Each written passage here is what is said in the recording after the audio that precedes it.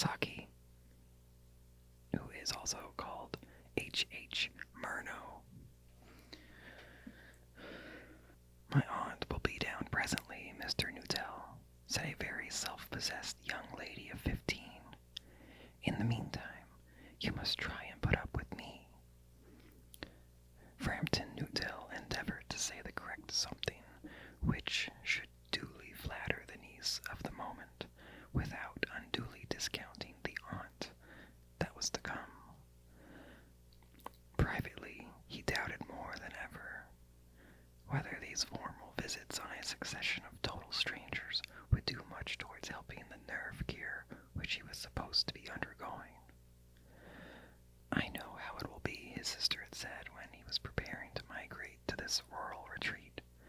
You will bury yourself down there and not speak to a living soul, and your nerves will be worse than ever from moping.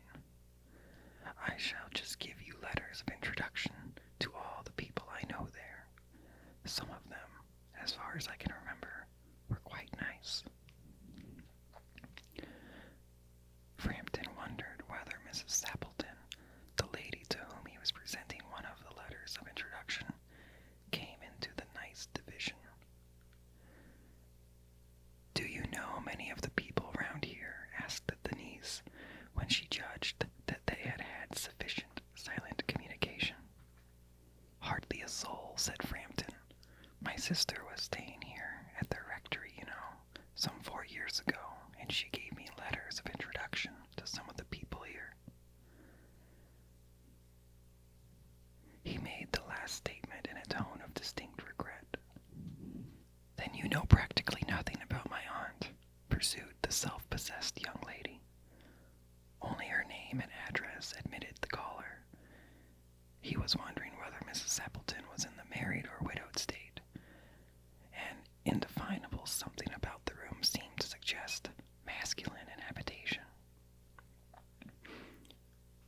Her great tragedy happened just 3 years ago, said the child. That would be since your sister's time. Her tragedy? Asked Frampton. Somehow in this restful country spot, tragedies seemed out of place. You may wonder why we keep that window wide open on an October afternoon, said the niece, indicating a large French window that opened onto the lawn. It is quite warm for the time of year, said Frampton, but has that window got anything to do with the tragedy?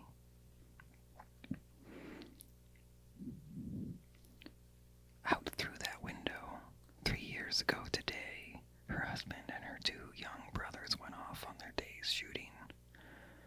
They never came back. In crossing the moor to their favorite snipe shooting ground, they were all 3 engulfed in a treacherous piece of bog. It had been that dreadful wet summer, and places that were safe in other years gave way suddenly without warning. Their bodies were never recovered. That was the dreadful part of it. Here the child's voice lost its self-possessed tone and became falteringly human.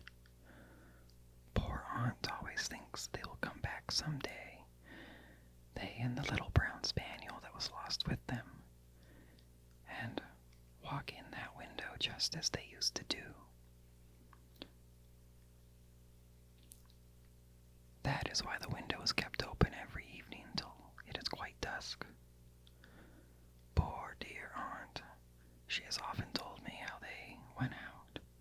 Her husband with his white waterproof coat over his arm, and Ronnie, her youngest brother, singing, "Birdie, why do you bound?"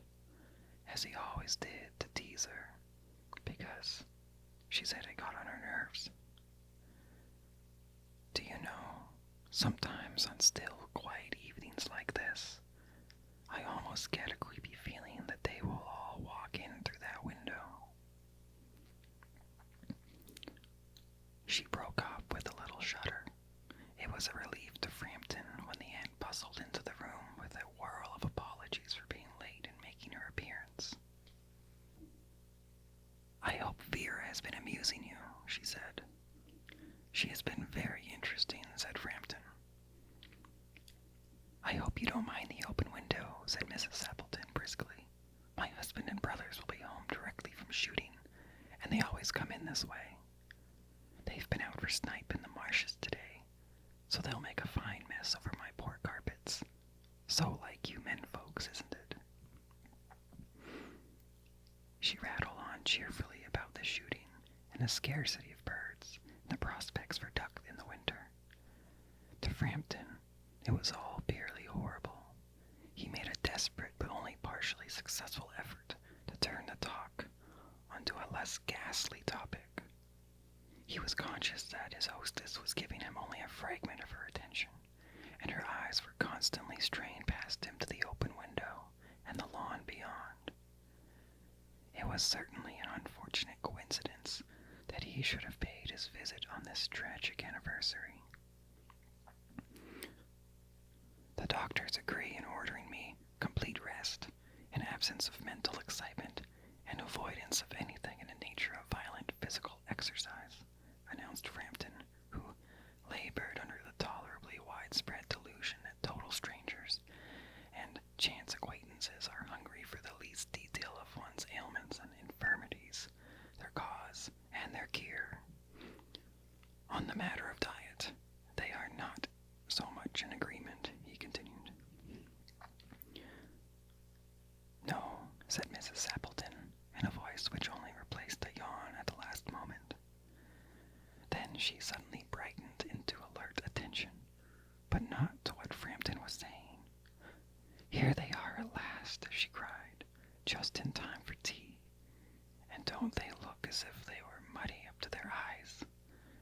Frampton shivered slightly and turned toward the niece with a look intended to convey sympathetic comprehension. The child was staring out through the open window with dazed horror in her eyes. In a chill shock of nameless fear, Frampton swung round in his seat and looked in the same direction. In the deepening twilight, 3 figures were walking across the lawn towards the window. They all carried guns under their arms, and one of them was additionally burdened with a white coat hung over his shoulders. A tired brown spaniel kept close at their heels. Noiselessly they neared the house, and then a hoarse young voice chanted out of the dusk, "I said, Bertie, why do you bound?" Frampton grabbed wildly at his stick and hat.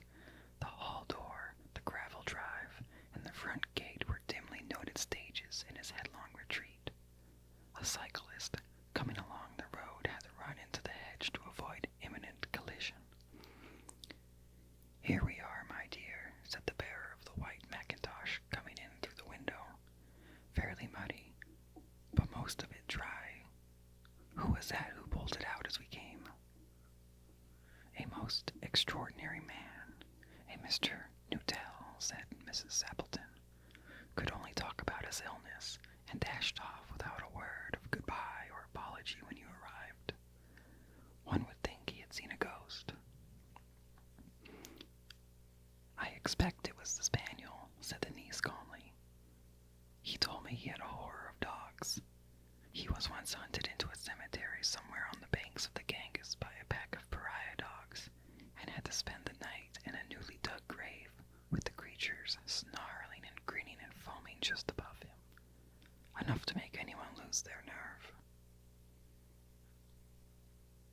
Romance, at short notice, was her specialty.